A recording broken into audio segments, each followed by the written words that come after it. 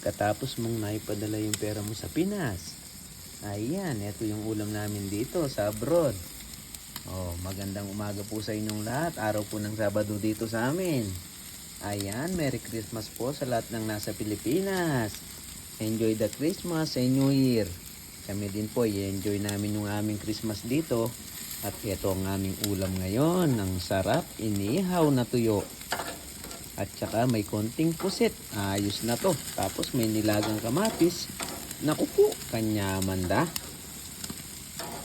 Nano pang paninayan yung mga bab. Magluto na kayo naman bangka nito sa beta ng mga malapit nung maluto. Malapit nung maluto din kaya kami ngayon. Oh. Ngayon almusal.